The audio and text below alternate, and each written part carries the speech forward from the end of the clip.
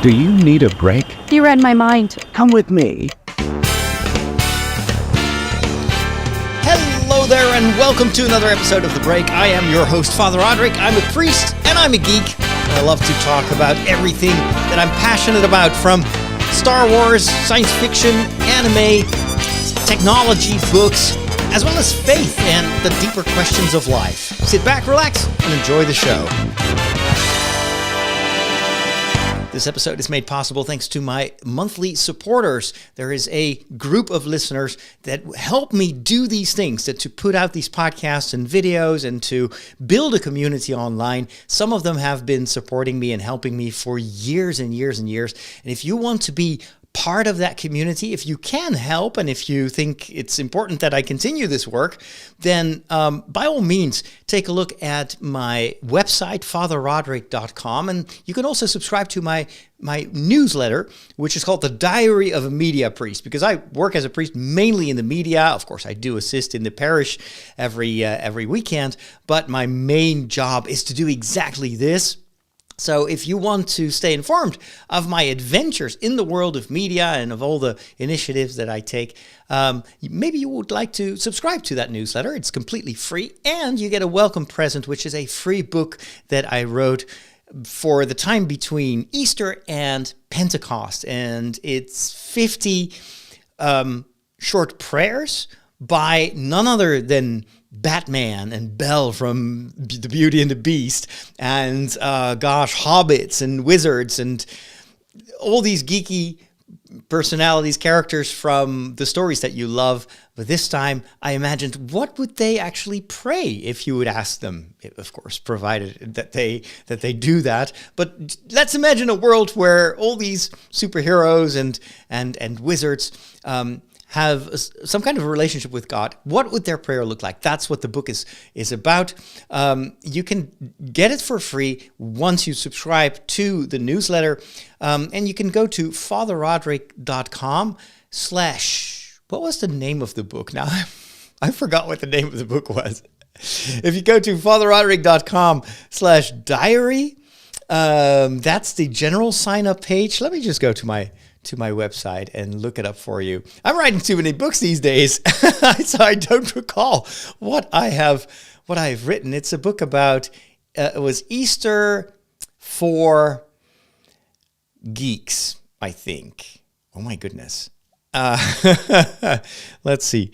What if I do? Oh, I already know. I made a very generic URL because I kept forgetting what URL to send people to for these free books. And I will write other books in the future.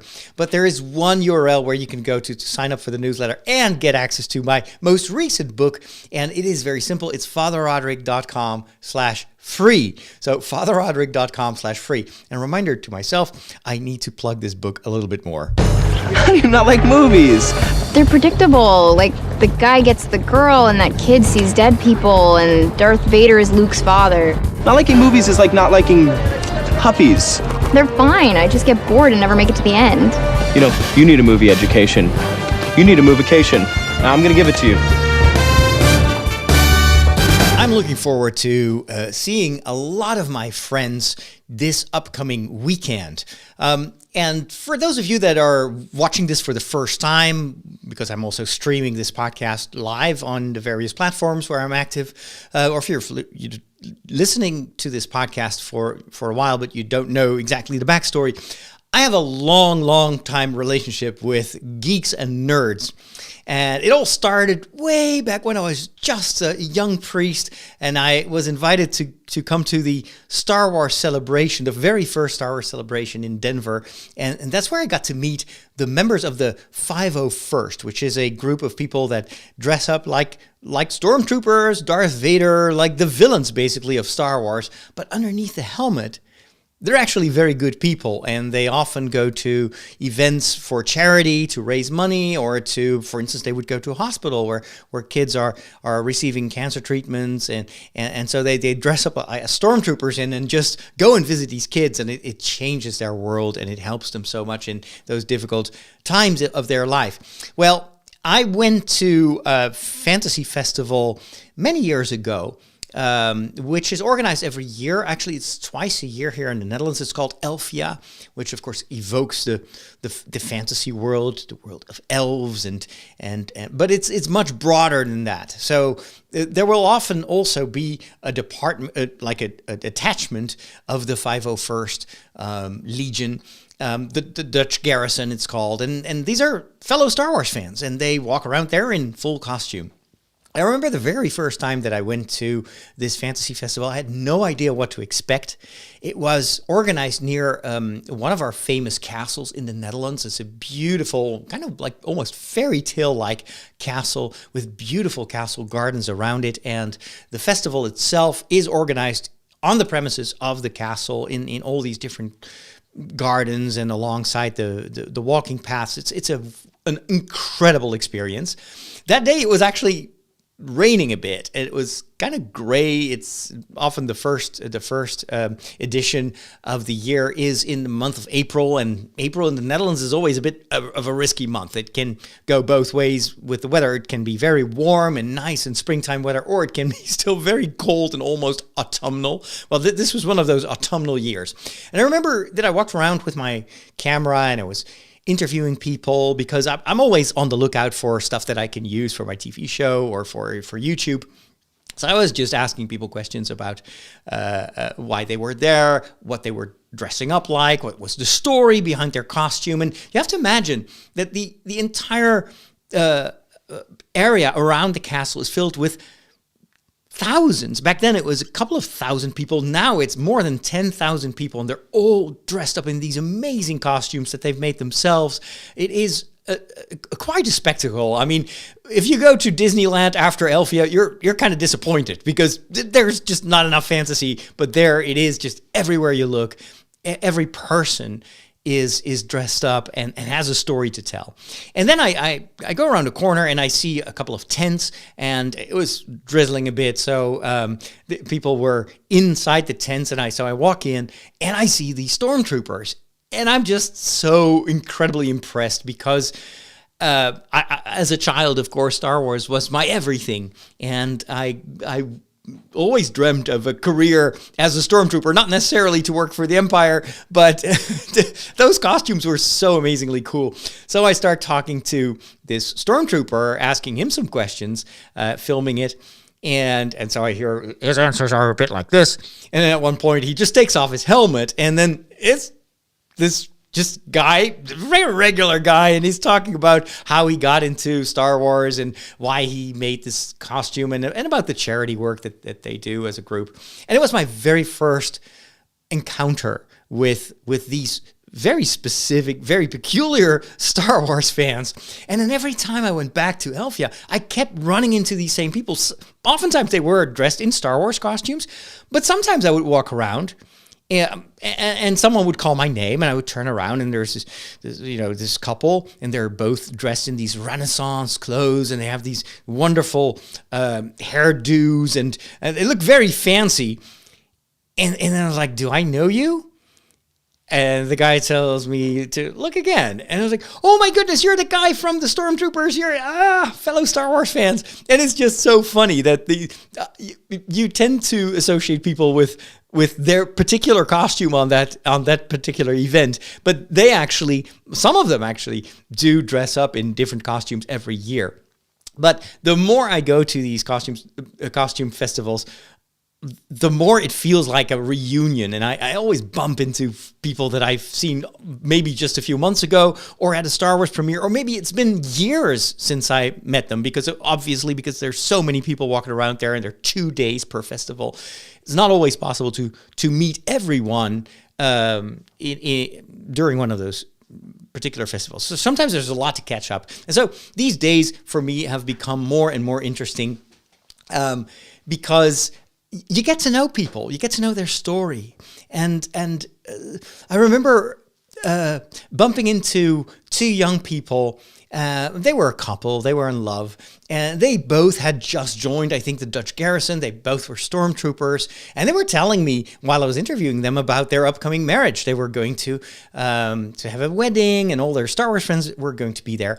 And now this was maybe 5 years ago, I still have that interview. And then just the other day on Facebook, I get an update because I always follow the people that I meet, or if they are on Facebook or elsewhere, I always try to kind of stay in touch with them. So I see this update, and they just have had their first baby, and now it's a family. So maybe I'll see them this upcoming weekend, because that's another festival, or it's another edition of Elfia. I'm going there. The weather is might rain, but oh well, we'll see. And I'm already thinking, what am I going to ask people? Because I've had the most amazing conversations with people. And what helps me, being an introvert, is to have a camera and to have a purpose when I go there.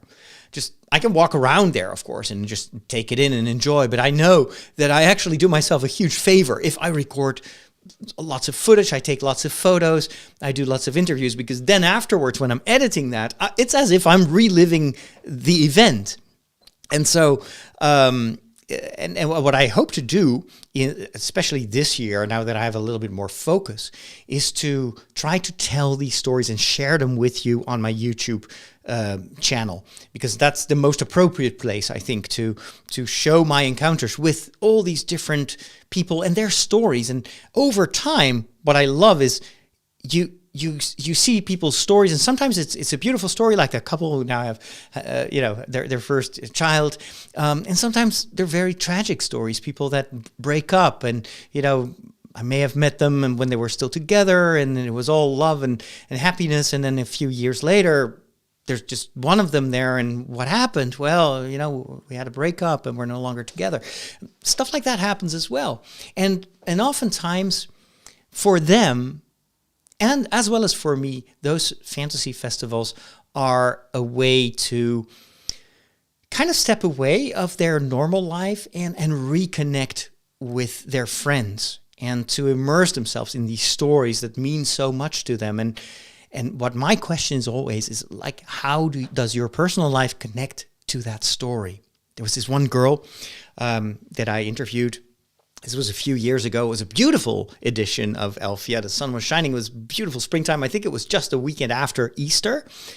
And I see this family. There was a mother and two of her daughters, and they were all dressed up in these most amazing dresses. And one of them was carrying a basket with Easter eggs. So started a short conversation about Easter and the meaning of Easter and springtime, etc. It was a very nice, cheerful conversation. And then I turned to the younger sister and I asked her, so what is your costume? And she tells me, well, this is a costume actually inspired by Narnia.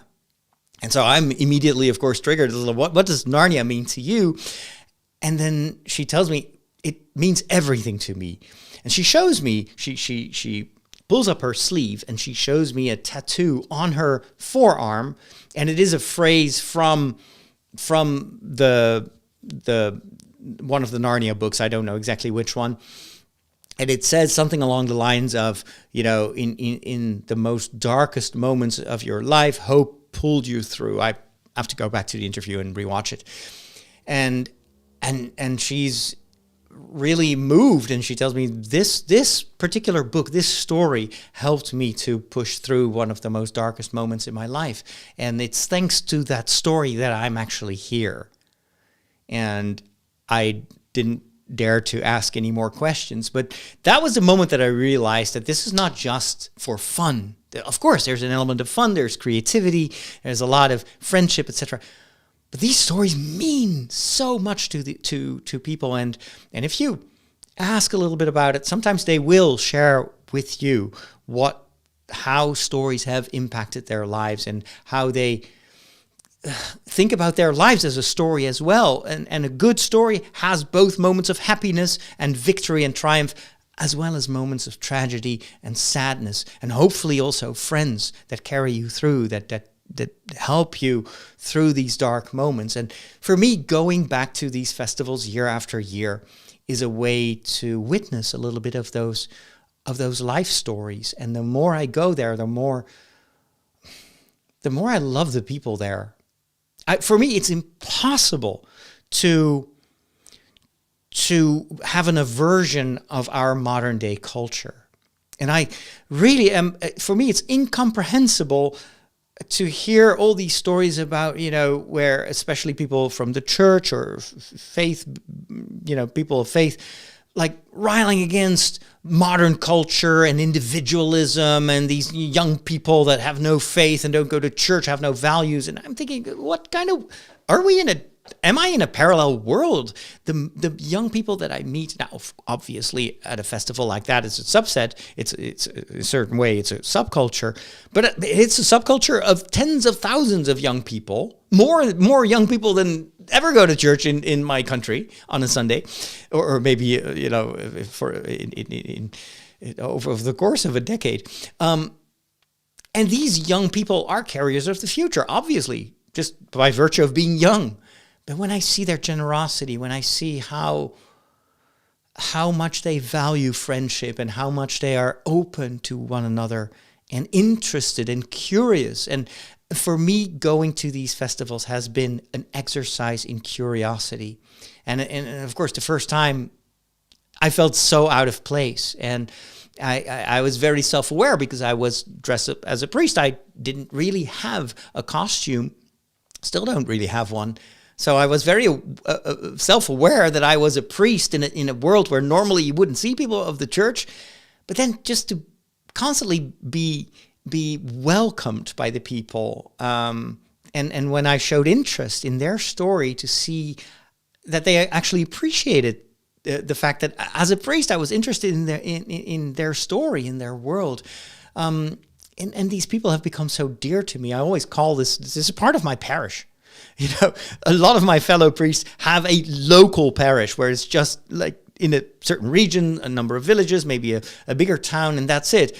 My parish is the world, and my parish is not just, it doesn't end at the boundaries of what we consider to be Christians. I feel like I'm a bit of or I'd like to be, I'm not sure if I always am, but I'm a bit of a shepherd for all these people, and they are shepherds for me. They have helped me too. They have encouraged me in difficult times, and it's an incredible ministry that kind of happened to me.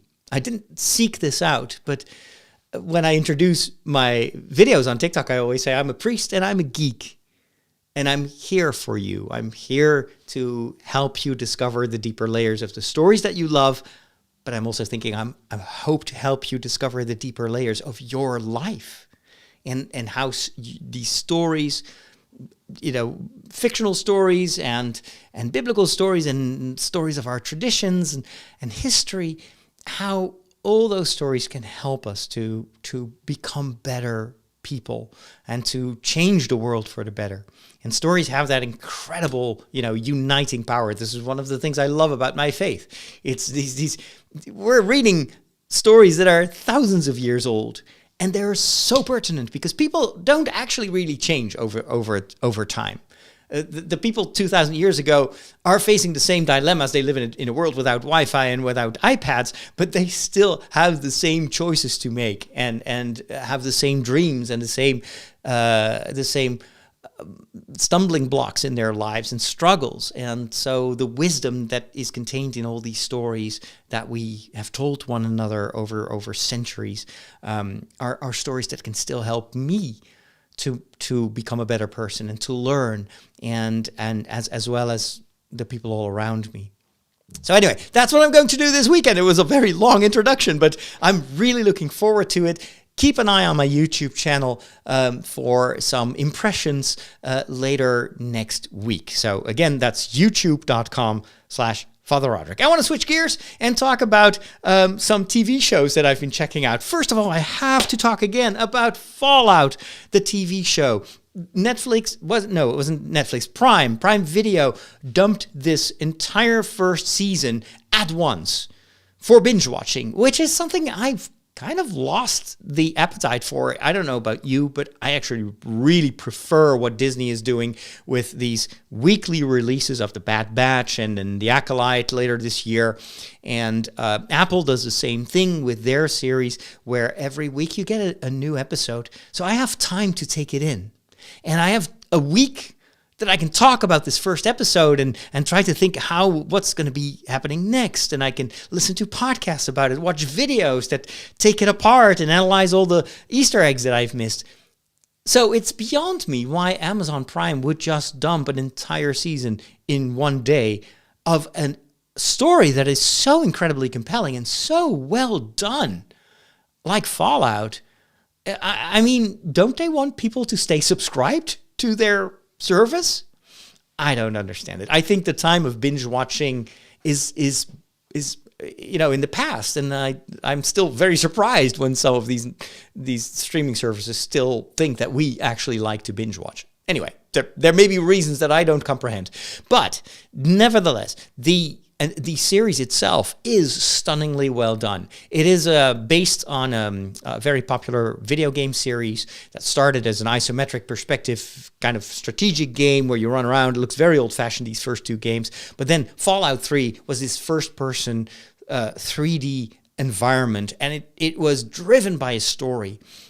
I talked about it last week as well. So it's basically a post-nuclear world. People have been hiding in nuclear shelters for decades, and now some of them are stepping outside, and they see that the world itself has mutated, and there's lots of danger, and but there are also people that actually have survived the nuclear holocaust and have evolved in a very different way from the people inside the vaults.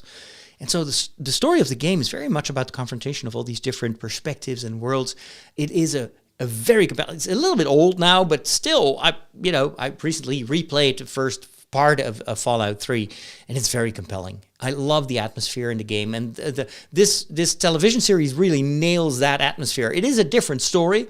Fans are divided over whether it is breaking canon or not. The things that fans obsess about, I don't really care about that. It's just a good story in a world that I really appreciate, and the level of storytelling. This is kind of, for me, in terms of script writing, is out there on the level of Andor or Game of Thrones. Not the last season, but all the rest. And it's doing so many things well. It's created among other things. By the same people that created Westworld, which unfortunately was canceled without having been able to finish the story. And Westworld itself, the TV series, was based on a movie. And maybe the movie was based on a book. I don't know. But anyway, fascinating. In many ways, Fallout feels very similar to Westworld. What Westworld's TV series did really well was to show us these different perspectives. You are introduced to a number of people.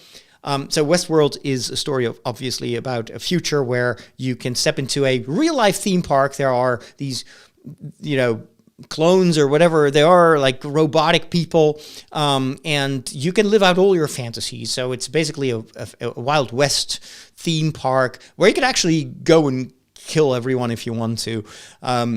So then these very intelligent robots develop an artificial self-awareness, and then they mount a revolution. They no longer want to serve as cannon fodder and being reset every time they get killed. So they want to take over and in a certain way also avenge them their fate on the visitors of that theme park. It's quite a compelling story. And Fallout in many ways reminds me of Westworld. It is really good. And now apparently with the success of Fallout, there are new rumors that the makers of Westworld do want to finish the story. They want to create another season of Westworld, but HBO Max just kicked it out because money. As always, it's always about money. So maybe now it's easier for them to shop around and find another network that will finance the conclusion of the story. I really hope that will happen, and I would definitely want to see them finishing that story as well. Fallout is a really is a big success for Amazon Prime, and obviously Amazon is it's one of the biggest companies in the world, and they make so much money that they don't really have to cancel anything because money. This is why we get so many seasons of Rings of Power, despite the fact that the first season maybe not have matched their expectations. But it's they're in it for the long run. They want to create something, an IP also that they can continue to make money off. And I think with Fallout, it's going to be the same. What is interesting is that because of that, it's almost guaranteed that there will be a second season of Fallout. There's a lot of word of mouth going around, doing the rounds on TikTok and elsewhere about how good the series is. So hopefully a lot of people will see it. One of the signs that the series does well is that the actual video games have now seen a remarkable a rebirth almost. So lots of people are going back to these older games and playing them just to be able to dwell a little bit longer in that post-nuclear world. There's this open world, kind of like an MMO, which is called Fallout. What was it again? Now I'm getting confused. I'm mixing this up with X-Men 97. I was going to say Fallout 97, but that's not it. Anyway, there's the most recent Fallout game, and then you've got older games like Fallout Las Vegas, which according to many fans is the best one. You've got Fallout 4, which is maybe the most modern one, and then you've got Fallout 76. Now I want to Google it. Fallout. I have no memory for 76. That just came out of my brain without me knowing exactly where I'd stored that. But anyway, Fallout 76. That's a game you might want to check out. So I'm very happy. There's even a very casual game that you can play on your phone or on an iPad, which is also based on Fallout, and that's basically where you have to do the management of the vaults, and so you can create little rooms. It's a fun game. It's very simple, click and play. So maybe if you don't like the first-person shooter type of games, that is a very casual game that will still kind of introduce you a little bit more to the world of Fallout. What else would I like to talk about? Well, I already mentioned it. X-Men 97. This is a sequel series that was posted out of nowhere on Disney just 2-3 weeks ago. And I was surprised because I watched the trailer and it looked so old-fashioned. It looked almost like an animated series from the 90s, but it looked too good to be of the 90s. Well, it turns out that is on purpose. The series is based on an existing animated series that was aired in the 90s from 92, I think, to 97. And it tells the story, one of the stories of the X-Men. This is completely separate from the MCU, also not related to the X-Men movies that were made even before the whole Marvel craze began. But it is based obviously on the long comic book history of the X-Men. It tells the story of Charles Xavier, who has founded a school for the gifted, basically mutants that are rejected by society because they're seen as a danger. They have superpowers, and sometimes, obviously, they break something trying to fight evil. And so there is this ongoing hate campaign against the X-Men, against the mutants, and the government, or people in the government are involved in that. And so the whole story obviously gives plenty of metaphoric material for our times in a sense that we too tend to exclude people that are different from us. And it's fear. It's totally fear-based, the whole discussion about migration and but also in the church, everyone who is not conforming to the rules, they're seen as, the apostates, and they have to be outcasted. They don't belong in the church. We have to refuse communion, etc. All that. It's the same in all these different social situations. We have a tendency to reject people that we are afraid of because they're different. And the whole X-Men story is basically a stance against that. It shows the value of these mutants. It shows also their plight as a persecuted group, and a group that is continuously discriminated against. And so it's a lot about the way in which these mutants also come together and try to build a community despite the fact that the larger community of society is rejecting them.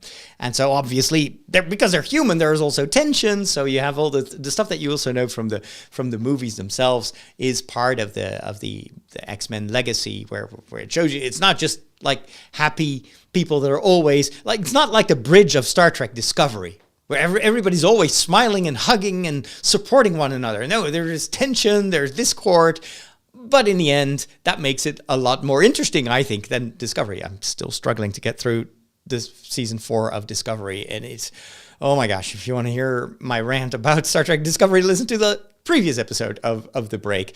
I still watch it because it's Star Trek, and there are a lot of redeeming aspects as well to the story, but goodness gracious, X-Men feels a lot more grown up. Now, I haven't been watching X-Men 97, which is a remake in the style of the original series.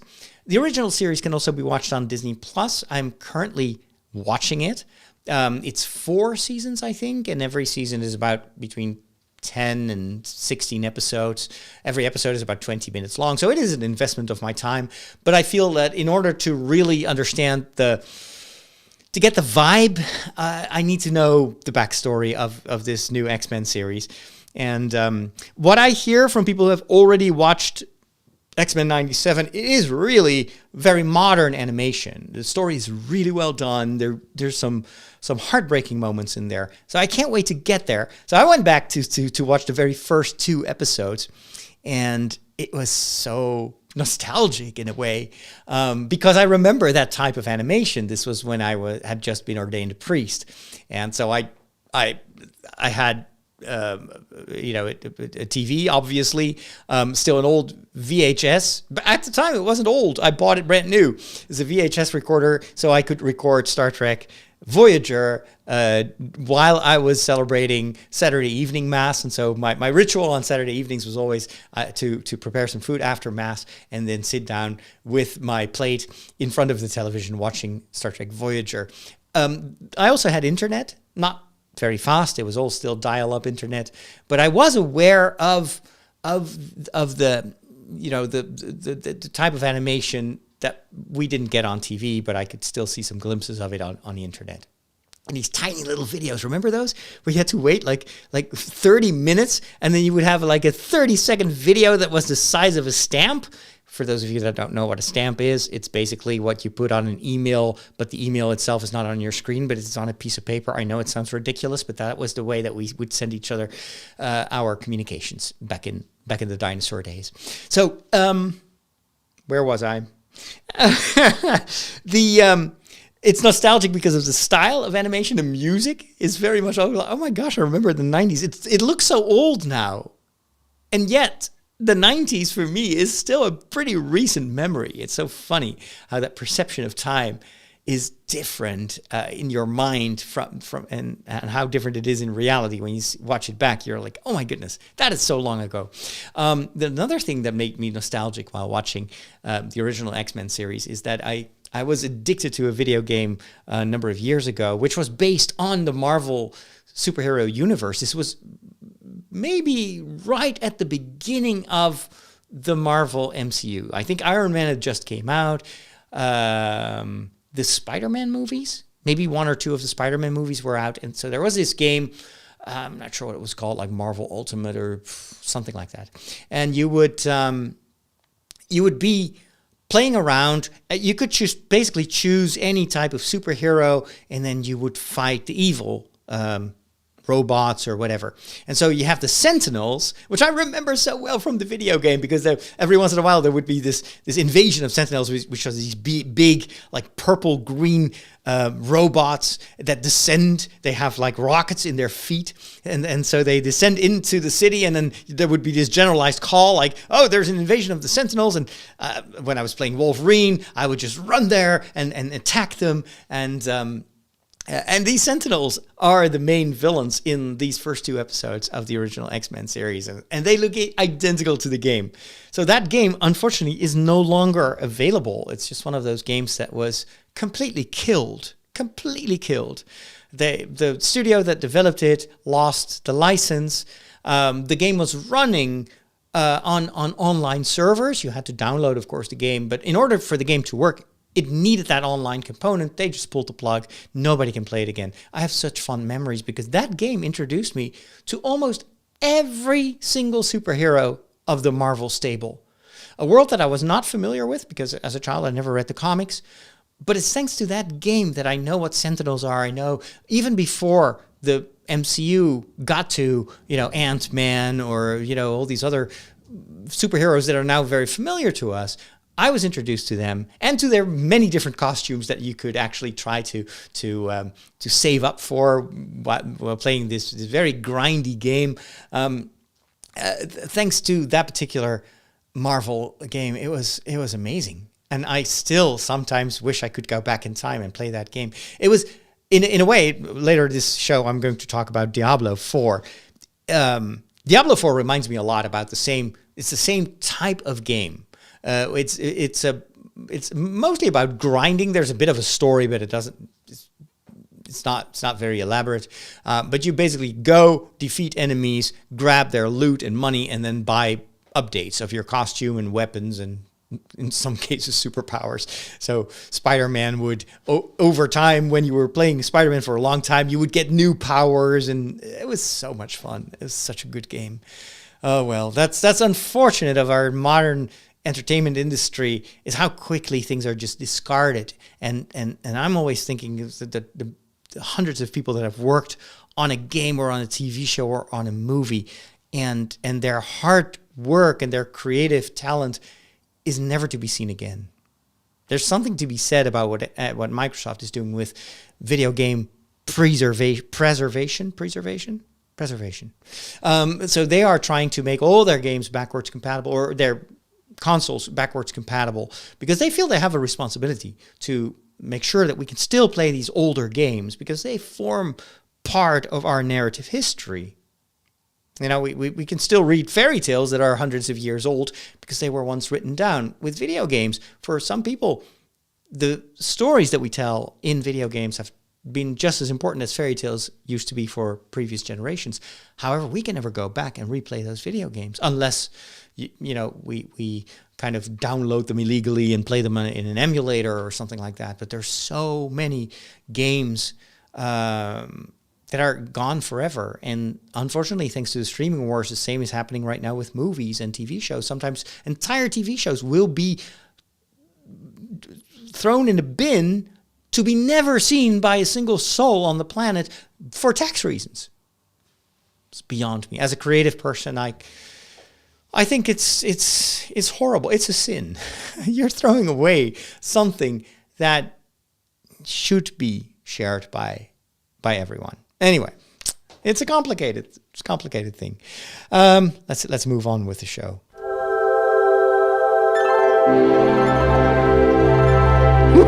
Catholics rock! It is time to visit the Peculiar Bunch, and this is a very old segment of my show where you can ask anything you always wanted to know about Catholics, but you were afraid to ask. Catholics can be a peculiar bunch. No meat on Friday. Oh, meat? What do they eat? Light bulbs? And I would like to talk a little bit about, bring you up to speed about what's going on in the Vatican and around Pope Francis right now. Man, you guys got more crazy rules than Blockbuster Video.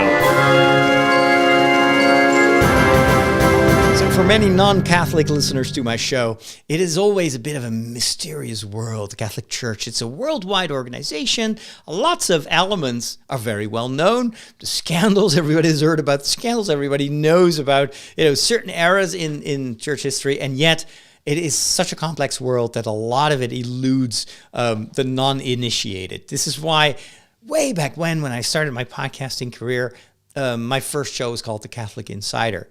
And I wanted to bring people inside the Catholic Church and show them what was happening around the election of a pope, and to explain things from the inside, not as a teacher, but more like a witness. I still, by the way, occasionally record new episodes for the Catholic Insider, and I'm working on somehow sharing that with you in the near future. I totally understand if a lot of you are not following what is happening in the Vatican, or maybe you've just heard some things, and it depends on which country you live in, what news channels you watch, where you consume your news, what you hear, and unfortunately, that can also negatively impact your whole idea of what the church is doing right now, or your impression of Pope Francis. I'm obviously always advocating to not just look at church or basically anything in life just from one perspective. Always try to inform yourself, look up some stuff, read Wikipedia. Gather information from different points of view, and then form your own opinion, but never without instruction, never without having thought about this. And so I know that for a lot of, not a lot of, but for certain groups in the world, and also certain groups of Catholics, Pope Francis is a controversial figure, or controversial pope, and a lot of people don't like him. Or don't like what he has done, or what they perceive he is doing. Nevertheless, he is the Pope. Yeah, but by the way, I'm not one of those people, as you know. I'm a really great admirer of Pope Francis, and I think that what he is currently doing, the impact of his pontificate, that is what we call his reign, basically as a pope, I think will be felt maybe for centuries to come. I think this is really one of those turning moments in the history of the church. And as you can understand, every time something big is changing, there's also controversy, there's also tension. No change in the church, or in the world for that matter, happens without friction and without revolt and without different opinions. So that's because we're human, and we all have our own understanding of what the future should be, what we're comfortable with and what not. And some people are more adventurous and other people are more conservative, and some people are both. So I consider myself a little bit of both. I like adventure, I like innovation. I think it's so vital that the church keeps changing and not position itself opposite of the culture, but also always, is there to serve the culture and to serve the world, not to become one with the culture, but to create its own culture within the culture, if you see what I mean. It's like the salt in your food. And so what is interesting about this phase in the papacy of Pope Francis is that obviously, just from a human point of view, this is the last phase. These are the last years. Pope Francis is a very old pope. I think he's 87 or something like that. As you've seen, undoubtedly, he's mostly in a wheelchair because he has ongoing knee problems, joint problems. So he has difficulty walking. He's not entirely always in a wheelchair. He will sometimes just walk and stand up when he's feeling well. He has a lot of problems with his lungs, or basically when he was still very young, they removed one of his lungs, but he's having all these respiratory infections, one after another. But, his mind is still very sharp. He is still, and I know this from friends and foes say the same thing. This Pope is sharp. He knows what he's doing. He is not at all hampered by his old age in that respect. And so and it's interesting to see what this Pope is doing in these last years of his papacy. He's clearly putting his mark on the church, and one of the aspects that I think is extremely influential in these years is the synodal process, where it's a multi-year process where he wants to help the church to be, I think, more open to the world, but also open for discussion, to listen first with that, and not, always be on the dogmatic, higher ground, like I have the higher ground, Anakin, you, blah, blah, blah. No, it's not about being an Obi-Wan Kenobi. The church has to be with the people that suffer and listen and be compassionate.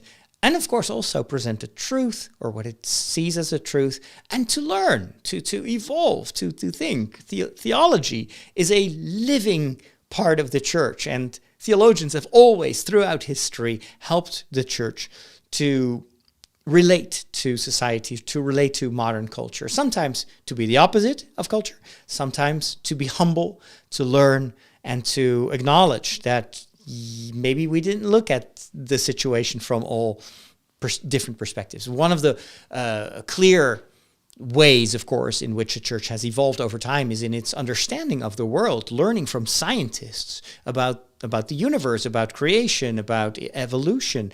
Nowadays, there's a lot that the church is learning from biblical scholars, and how did the Bible come about, and what is the context of all these stories. And as a priest and theologian myself, I am learning every day from the theologians and biblical scholars that I'm following on TikTok and YouTube about the Bible. That is still my biggest source of inspiration, but at the same time, my whole view of what the Bible is and the different messages that it tries to communicate. Sometimes, similar messages, sometimes opposite messages, but to try to figure out what in all these different perspectives and all these different stories is the will of God in all that. That's a lifelong fascination of mine. And so the church is learning, and Pope Francis is hoping that this synodal process will kind of help the church click into this listening mode where it just gets off its high horse and becomes poor in a certain way, humble, serving, and of course, obviously still also courageous and strong when it comes to the defense of life and defense of the poor and the oppressed and the people that are abandoned. I think it's a very appealing type of direction for me because it is an outgoing direction. It's always relating yourself to culture, relating yourself to the problems of the world, and trying to be of service. This is what defines my ministry. And I've always felt like if I only do stuff for the people in church on Sunday, that's valuable for them, but that's not enough. I need to be out there. I need to go to Elfia, to a fantasy festival, because I want the church to be there. And if my bishop is not going there, then at least I can go there and listen to the stories that people share with me and to empathize with them and cheer them on when things are going well and cry with them when things don't go well. The Pope has recently announced this last week that he is planning to travel to a number of Asian countries in the fall, as well as to Belgium, which is our neighboring country. So he's going to be my neighbor. I'm definitely going to see him if he's coming over to Belgium. And many journalists have been wondering, well, why would you choose to go on such a strenuous journey to Asia when in the recent past you've been constantly been knocked back? Whenever you wanted to travel, you couldn't because of health issues. Why take that risk? And I think this has to do with the future of the Catholic Church and maybe even with the next Pope. Pope Francis is nominating creating a lot of cardinals from the Asian continent. And I think that he believes that the future of the church is going to be massively impacted by the growth of the church and the evolution of the church in Asia. Now, having Asian roots myself, I'm very happy about that. So he wants to go to Korea, maybe some other countries. I haven't looked up the schedule. And so there are some Vatican watchers that are speculating that maybe the Pope actually wants to prepare the church, the worldwide church, for a Pope coming from Asia. And I know that in past during past conclaves, there was a lot of chatter about the next Pope being from Africa, from the African continent. And yet, this is the continent where Pope Francis struggled. It's always a bit schematic when you talk about Africa as if it's a country. Of course, it's not, and it's a massive continent with many different cultures, points of view, and incredible history and culture. But in general, you can say that the direction that Pope Francis is steering the church towards is the hardest to bring across on the African continent. There's a lot of resistance, especially when it comes to welcoming LGBTQ people. The kind of more accepting stance where, instead of being this dogmatic high ground, the church tries to be more like a field hospital. Those are images, obviously, that we use. And the church is a bit of all these images. It's about the balance. But in Africa, there's a lot of resistance against this. Also, the way Pope Francis always riles against clericalism and how dangerous clericalism is. And I agree with him. It is very dangerous. The abuse scandal is part of the consequences of a incredibly exaggerated clerical culture in which priests and bishops were invulnerable. They could do whatever they want. Nobody would criticize them. There were no checks and balances, and to a certain extent, there still aren't enough checks and balances, if you ask me. But in a number of African countries, this whole hierarchical culture where you have the heads of the tribes, and there's a lot, and I know this from my friends from Nigeria, for instance, that tell me about the complicated nature of Nigerian culture, where there are a lot of differences between people. We don't often see them as outsiders, but it's a very hierarchical society, and priests have an incredibly important societal position. Priests, a number of my friends have told me that they want to be priests because it would actually get them up the ladder, the social ladder. They would get more money, more power, more authority. It was the pride of their family if they had a son who would become a priest. Always the man, of course, because if you want to become a nun, it doesn't really count. Those are aspects of the African culture that are not immediately compatible with the kind of vision I think that Pope Francis has for the church, where it's much more like based on equality between men and women, less hierarchical, less clerical. And so maybe that is why Pope Francis is turning his gaze towards Asia as maybe the new bedrock for the future of the church.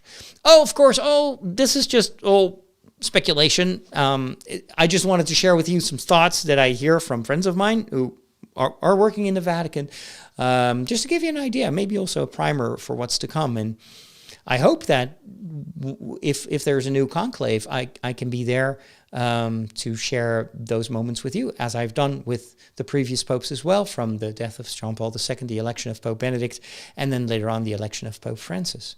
As long as I can hold a microphone and a camera, I'm going to do my best to be there and to serve you. And with that, it's time to wrap things up here for this episode of The Break. I will continue a little bit longer for my patrons.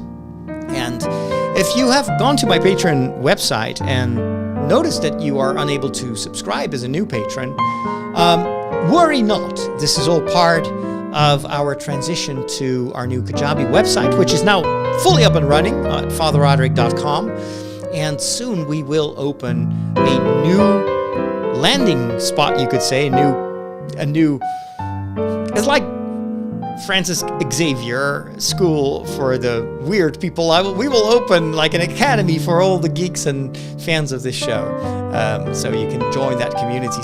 But in order to make that transition properly, we did have to kind of close new memberships to the current Patreon situation, because we'd rather have people subscribe directly to the new community. Instructions will follow very soon, so if you are a patron, don't worry. And if you've ever subscribed to the newsletter, or you are maybe a free, you have a free patron membership, you will get also updated through my newsletter. So again, if you want to subscribe to that daily newsletter, now would be the time to do it, to keep up to date with all the changes. So go to fatherroderick.com/free, get my free Easter book, and get my mailings to keep you informed. Thanks for listening. God bless.